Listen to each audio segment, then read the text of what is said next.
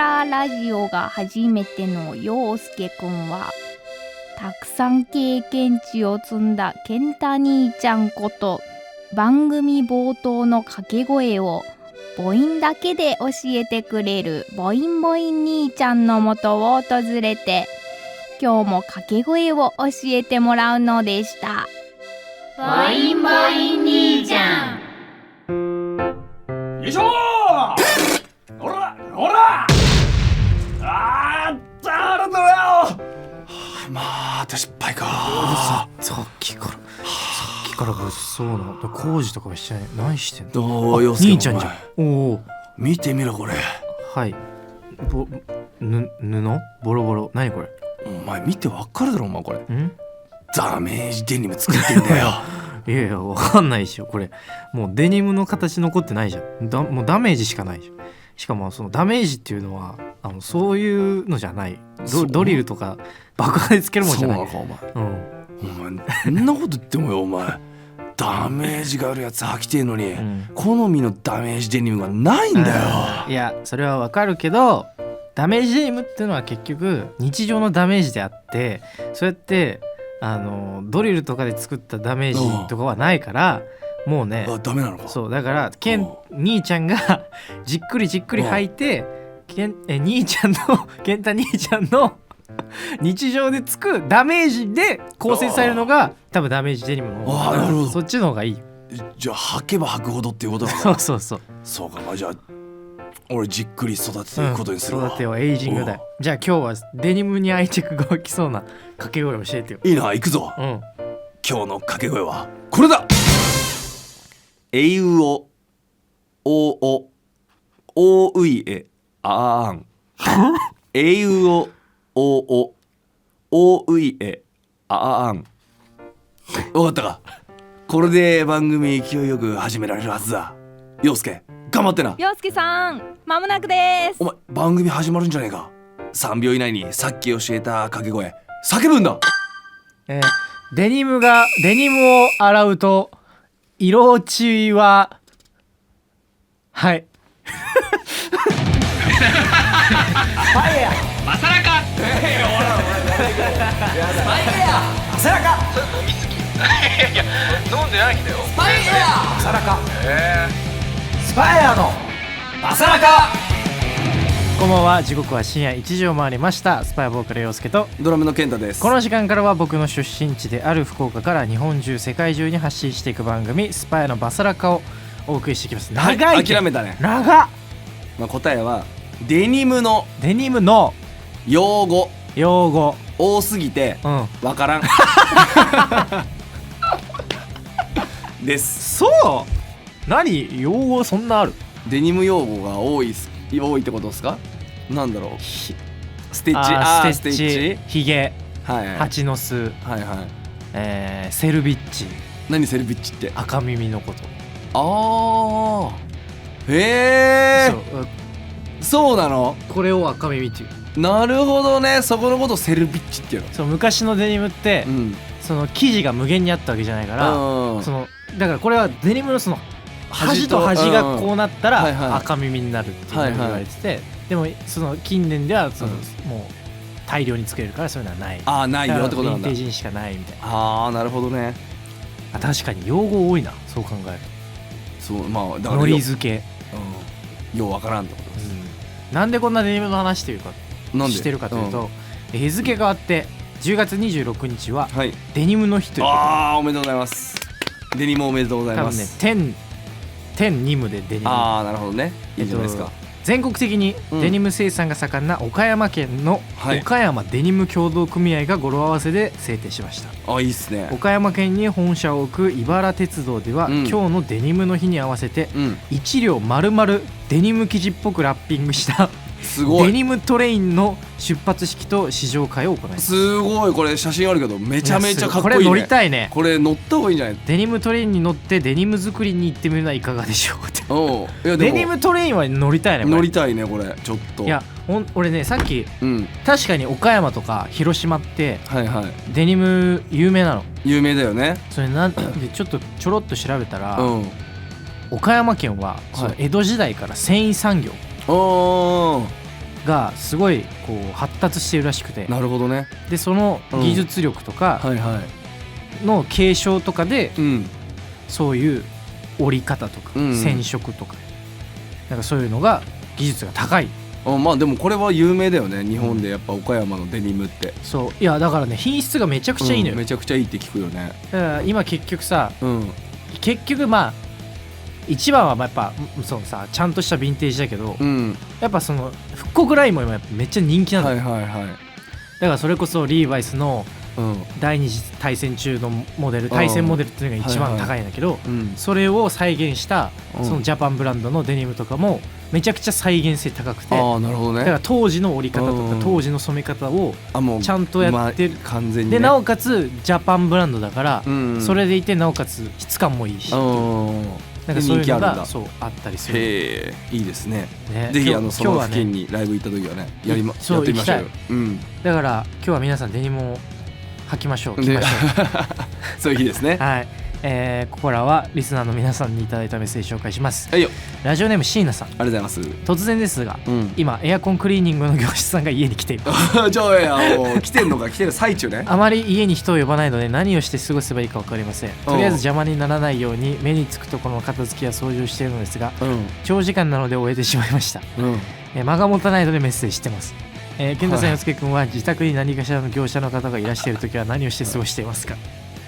ああなんだろう。確かに、僕は大体ノートパソコンをもう持ってって、うんその業者さんがやってるところで、うんそこで仕事っていうかなんかいろいろ編集とか編集作業とかやってるかな。は一応目の届くところには。あ確かにそれはいるする。うん。だからそれぐらいしかなくないもいや本当座って携帯見るかパソコン見るか、だよね。う。そうだね。だからもう俺クリーニング入ってもらうときは俺大体年一かな。その年末とか年末できなかった時はその夏の前とかエアコンね。にエアコンとかあと水回りやってもらうんだけど、まあ、時間長いじゃん長い。どうしても。で一気にやってもらうからなんか6時間とかになるわけ。あ本当に朝から夕方ぐらいまでみたいな。そういう時はもうねなんていうの知り合いづてでもうなんていうの顔が割れてる人に頼む。はいはいはいはいはい。まあある程度その目を離してても大丈夫変なことをしないだろうなっていう人に頼むから、あ安心感あるからーそうしちゃおうかな。いいね。で続いてもう一件いただいております、ラジオネームバカラさん、バカラさん。スパイアにたくさん助けられてここまで生きてこられましたと、お陸上競技に復帰し、試合の前にスパイアの曲を聴くのがルーティンになっています。嬉しいね。ツアーを楽しみに仕事も陸上も頑張ります、うん寒くなってきたのでお二人とも体にお気をつけてお過ごしくださいとのことです。ありがとうございます、嬉しいねこういうルーティンね嬉しいねしてもらってるのは。何聞いてんだろうね。なんだろうでも陸上だから疾走感ある系じゃない？あー確かに。とか心拍数120ぐらい110ぐらいかうに合わせられる楽曲とかね。だからサムライハートとか案外いいかもね、そのぐらいのテンポ感でいったら。頑張ってください。ね頑張ってください。番組では皆さんからのメッセージまだまだお待ちしてます。メッセージの送り先はすべて小文字でバサラカ@fm 福岡 .jp basaraka@fm 福岡 .jp もしくは FM 福岡ホームページにあるメッセージ応募フォームから番組名スパイアのバサラカを選択して送ってください。番組実況も大歓迎です。 X でハッシュタグバサラカをつけてポストしてください。それではスパイアのバサラカこの後深夜1時30分までお付き合いよろしくお願いします。スパイアのバサラカお送りした曲はスパイアで青ライブバージョンでした。それではこちらのコーナーに参りましょう。友達の話なんですけど、はい、このコーナーは皆さんの周りにいる友達から聞いたことを送ってもらうコーナーです。僕らは決してあんたの話でしょなんてことは言いません。ぜひ友達から聞いた恥ずかしい話を教えてください。ということで今週も皆さんの友達から聞いた恥ずかしい話を届きました。ラジオネーム銀だ。いや句読点息吸おう。いやなんか普通に言ったらやっぱ面白くないなと思っちゃった。で句読点飛ばしてみたなくしてみたなくしてみた。なくしてみたね。はい、ラジオネーム、はいよ銀だらさん。はい、ありがとうございます。これは友達が中学生の頃の話。当時放送委員だった友達はお昼の放送、掃除の放送を担当していました。いいね。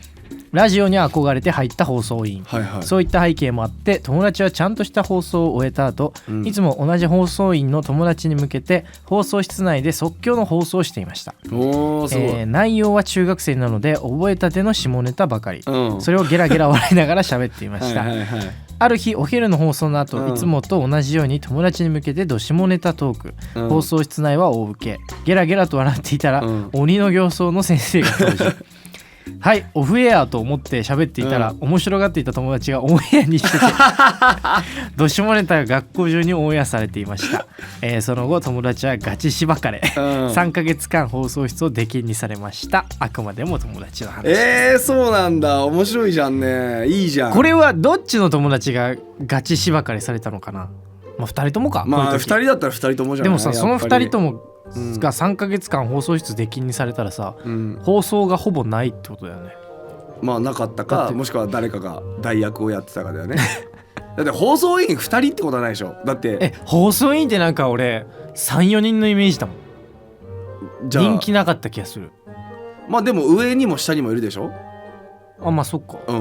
だってその委員会全体でその下ネタを話してて、全員が出禁になったらそれはもうちょっと死活問題だけど多分やっぱその党の本人たちだけだと思うから、まあまあ誰でもできるっちゃできるんじゃない。いいじゃんって思っちゃうけどな。その3ヶ月って長くね。ワンクールできるでしょ。だいぶ長えよな。だってさ、なまっちゃうね。そう下ネタだし、もっと覚えたての下ネタでしょ。だからもっと深い下ネタをその間で覚えちゃうじゃん。それは知らんけどでもいいよね。まあまあせめて多分さ厳重注意とかで終えるべきだよね。ね、なんかちょっと厳しすぎる気がする ね。とっても面白い話、時代を感じますね。いいですね。ガチしばかれとか久々聞いたさあまだまだ来ております、ラジオネームジンさん。はい、健太さん、陽介さん、こんばんは。友達の話なんですけど、この前家からリモート会議に参加していた、友達は、急に腹痛に襲われ、マイクをミュートにしてワイヤレスマイクをした状態でトイレに行ったそうです。はいはい。ふーっと用を足していると会議が急に静まり返り、どうしたんだと思っていたら上司から誰かトイレ入ってるミュートできてないよと指摘され、イヤホンを外してトイレの外に投げ捨て、バタバタ出すもの出してパソコンの前に戻り会議に参加し直しました。運のいいことに、友達以外に画面も、音声もミュートしていた人が数人いたので、ごまかせていることを祈っていますと。これはね、あるあるよ。いやだからミュートにしたつもりがなってなかったってことか。もしくはパソコン上でミュートにしてもワイヤレスイヤホンって、機能があるじゃん、タップ機能。はいはい。あれで解除してる可能性もあるね、ワンチャン。ミュートを多分マイクをミュートして聞いてる状態でトイレに行くっていう多分算段だったと思うの、ジンさんは。で別に発言はしないから、しないけどとりあえず内容はわかるじゃん、がマイクミュートが外れてたかされてなかったかでふーって言った瞬間に多分全員の耳元にふーって聞こえちゃったんだと思う。なるほどね、そういうことか。これなかなか恥ずかしい。いやだ多分増えたよね。でもやったことありますよね、多分こういうこと。ないっすか。多分リモートが増えて会社員の人はこういうのめっちゃ増えたと思う。じゃあもう会社の会議って会議室とかでやんないんだ。いつの話をしてるんだい。じゃあ見てみな、ソニーの担当の方、ずーっとリモートでイヤホンして会議してんじゃん。空港でもさ、あれ会議してたんだ。してるよね。よく会議してるよ。会議だったんだ。何してると思ってんの。編集してんのかと。まあその時もあるけど、いろんなもの書き物をしながら、耳で会議を聞いて、で自分は違う仕事しながら会議にもちょくちょく参加してっていう人が増えてると思う今、正直。そういうこと。みんな忙しいから聞くだけでも会議は成り立つ。僕らみたいに暇じゃないのよみんなわかる。今月暇だよ。今月先月まで頑張ったからね、ゆっくりめモードですから。ゆっくり、なるほどね。そういうことか。もうちょいあれで一般の人の動きを見た方がいい。じゃあもう会議室いらないじゃん。でもそれでもやっぱり会議室集まって、俺らもそうじゃん。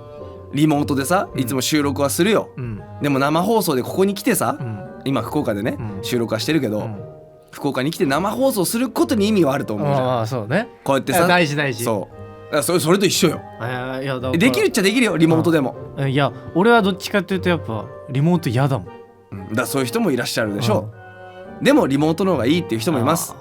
そうだったんだ。だからトイレ行くときは気をつけましょうっていう話です。はい、はい、ということでこんな感じで皆さんが友達が聞いた話をしていってください。はい、あんたの話でしょなんてことは言いません。ぜひ、皆さんが友達から聞いた話お待ちしております。それでは今日はラジオネームジンさんの友達の話からこちらを選曲しました。上村かなさんでトイレの神様。スパイエアのバサラカ。お送りした曲は上村かなでトイレの神様でした。陽介健太のお悩み相談。この時間からはリスナーの皆さんから送られてきたお悩みに答える陽介健太のお悩み相談です。今週もお悩み届いております、ラジオネーム、ブルーさん初めてメッセージを送ります。ありがとうございます。旦那が字です。どうやっていたわったらいいですか？身近な方が字だったかと思いますが、教えてもらえると嬉しいです。いやもうさ、なんだろう、初めてメッセージを送りますね。ありがとうね。ありがたいけど3行で終わっちゃった。なんかさ、トイレの神様で今浄化されてんだよね心が。もう一回戻されちゃった。戻されちゃったよ。字か。もうでも本当にきつそうだからね、本当にね。字は病院で治んの？いや治るんじゃない？何かになる？泌尿器科？泌尿器科になるんじゃないかな。肛門科っていうのがあるんか。あ、へえ。じゃあもう肛門科に行って、お薬もらってもうそれしかないよね。お医者さんに聞いた方がいい、俺らなんかじゃなくて。で旦那さん頑張ってください。これいやほんとね、もうごめん、字持ちじゃないから正直。身近な方が字だけど、じゃあ呼ぼう今度。字について語ってもらおう。字について、彼に聞きましょう。それはね、そうしましょう。もう一回来てますか？はい、もう一回あります。ラジオネームなしさん。はい。陽介くん、健太さん、こんばんはとお疲れ様です。初めてお悩み相談メールを送ってみます。私は今年25歳になり、一度きりの人生、そろそろ新しい環境で働きたい願望もあり、今年度で、現職場を辞め、来年度のどこかで北陸から関西方面に移動しようと思っています。ただ今の職場が管理する、アパート、今は職場が管理するアパートで一人暮らしをしているため、本当の引っ越しというものは人生初めてです。一応先輩におすすめされたアプリを使ってマンションの目星をいくつかつけるようにはしているのですが、お二人は引っ越す時どうやって新居を探していますか？また家賃や立地だけでなく、その他にここはちゃんと見るようにしている、防音性とか周辺の治安など、ことや不動産屋さんにこう言われたら詐欺っぽいから気をつけろということなどあったらぜひ教えていただきたいですとのことです。これマジのお悩みですね。なんで関西圏なんだろう。まあでもあれじゃない、それこそ行きたい会社がさ関西の方にあるとか、いろんな多分、友達が多いとかさ、いろいろあるんだろうけど、まあいいんじゃない？いいと思います、一度きりだし25歳まだまだ何でもできる年ですから、マンションの引っ越しはそれこそ陽介さんは最近ね引っ越したけど、引っ越ししましたけど、不動産屋さんに関してはもう俺は絶対知り合いづて、そうなんだ。基本の方がやっぱ安心じゃん。まあね、まあなんかでなおかついろんなことを身近に相談できる不動産屋さんがいるからそこに頼ってるけど、確かにな物件選びね、だから結局スーモとかいろいろあるじゃん不動産サイト、あれって意外ともう埋まってる物件が載ってたりするわけですよ、でもその件で言うと、スーモが一番要は釣り物件がないってそうなんだ言ってた不動産屋さんが。なんかでも どこもなんかシステム上そうなるんだって、まあしょうがないんだろうね、反映されるのがねきっと。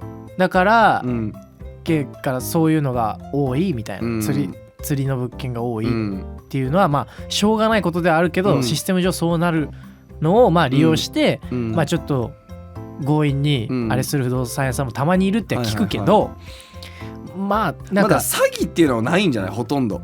確かに。でも仲介手数料あと礼金化は、基本的に夏引っ越しの方が少なくできる。そうだね、閑散期というか。そう引っ越しをあんまりみんながしないところで、すると仲介手数料とか礼金関係、うん、敷金は別にね後で戻ってくるものではあるから基本的に大丈夫だけど、でもその新年度からってことでだから結局は繁忙期になっちゃう。なっちゃうか。そうだな、確かに、ね、いやそこはもう諦めるしかない。まあ諦めるしかないね。ここはもうなんだろう、需要と供給のこの商売のことだから、あと選ぶとこのポイントね。俺はねあれ第一印象めっちゃ大事にしてる、家は。そうだね、うん、なんか明るさだよね。そう明るさ、あと入った時にこの家に帰ってきたいって直感で思うかどうか、ああそれわかる。いや、そうそうそう、なんかどんだけ綺麗でも俺はだから、部屋の綺麗さというか。でもさあれさどんだけ綺麗でもさなんか入った瞬間にさ、なんかドヨンとさ、するとこあるみたいな。だからまあまあのところには俺は絶対行かない、まあいいかなっていう感じのところには行かないようにしてる、あここいいそうそうそうそう思わないとダメだよね、そうまあそう思うところだったら大体が大丈夫だと思うけどね。あとゴミ捨て、まあでもゴミ捨ては正直慣れるよ。慣れるけど、俺1個前住んでるそこはもう24時間出せるゴミ捨て場が建物内にあって完備されてたところね、だからその分管理費は高かったんだけど、それ慣れちゃってたから、結構ね今だからちゃんと収集曜日別に出さなきゃいけないから、だからもうベランダにだから大きいゴミ箱買ったもん。まあでもそれも慣れるって。まあ慣れるね。慣れるで、でだからもう俺のトップはもう第一印象、もう帰って玄関開けて中入った瞬間にここ帰ってきたいって思うかどうか、確かにそれだな。もう他のなんか立地とかいろんなところは多分自分で分かると思うから、その周りの治安とか、まあゴミ捨て場見ると治安が分かるっていうよね。まあそれはね、そうね、だからそういうのもある気がする。そうね、いろいろ含めて多分もう入った時に、ここいいって思ったらそこが決まりだと思う。だからね結構日当たり大事だと思うよ。大事だね。それでやっぱ部屋の印象変わるから、あと内見に行く時間ね。そうね、内見に行く時間は絶対ね、日中そうね、まあ11時12時1時ぐらい。もうそれ1時やん大体じゃないねでも俺ねなんか何時に行っても俺は変わんなかったかも。俺夕方行っても、やっぱその帰りたいって思うところはあったし、まあ、日中の時間帯を見とくっていうのはすごい重要だと思うけど、日当たりを見るっていう意味でもまあだから南向き北向きでも変わるしね。変わる、で同じ南向きでも変わるとこあるから、他の建物次第で。そうね、南向きもね夏とか結構地獄なんだよね。だからまあそういうところも気をつけながら第一印象はちょっと強めに持ってもらうのがいいかもね。そうだね。頑張ってください。頑張ってください。ということで番組では皆さんからのお悩みを募集してます。小さなお悩みから大きなお悩みまで幅広く募集してますので気負わず送ってみてください。皆さんからのお悩みお待ちしてます。スパイアのまさらか。お送りしているのはスパイアで Chase the Shine です。今日はこの曲に乗っかりながらエンディングです。いやでもやっぱ物件選びわかるわ。前のお家より帰りたい欲あるもん。ある。そう重要だ。帰りたくなるお家がいいってことね。そう帰りたくなるお家これね意外とねみんな分かってんだけど、いろんなことに気を取られておろそかにしがちなんよ。だからそれこそ駅から近いからここで妥協しとくかとか、それこそゴミ捨てのあれがこう24時間じゃないからまあすげえ帰りたいけどここやめとこうかなとかなんかねあるんだけど、俺が一番思うのはもう帰りたいって思うかどうか。そうだね。それ以外って結構なんとかなるから。あとまあご近所トラブルに関しては結構運だけど、まあね。まあでもねまあ一家で選ばない。そうね。帰りたいって思う場所、帰りたいって思う場所を選んだ方がいい。そのぐらい内見には行ってくださいってそうちゃんとことです。そうです。我々からお知らせものがございます。現在ボートレースし、2025新 CM ソングの新曲チェイス・ザ・シャイン配信中です。そして、スパイアツアー2025バディ振り替え公演チケット発売中です。2026年ですね。1月17日土曜、宮城仙台ピット、1月20日火曜ゼップ羽田、こちらぜひ遊びに来てください。お願いします。そして、その後になるのかな。そうですね。全国ツアーも開催決定しております。こちらもぜひ遊びに来てください。お願いします。今日もたくさんのメッセージあありがとうございました。番組では皆さんからのメッセージをまだまだお待ちしています。はい、メッセージの送り先はすべて小文字でバサラカ@fm福岡.jp basaraka@fm福岡.jp もしくは FM 福岡ホームページにあるメッセージ応募フォームから番組名スパヤのバサラカを選択して送ってください。番組実況も大歓迎です。 X でハッシュタグバサラカをつけてポストお願いします。そしてこの番組は YouTube や音声配信サービス Spotify やラジコでポッドキャストも公開中です。再編集版の番組本編や番組収録前のアイドリングトークなども配信してますし、 YouTube の方では字幕付きで多言語翻訳も対応してますので、世界中のお友達にどんどんお勧めしてください。ということでこの時間のお相手はスパヤボーカル陽介とドラムの健太でした。それではまた来週。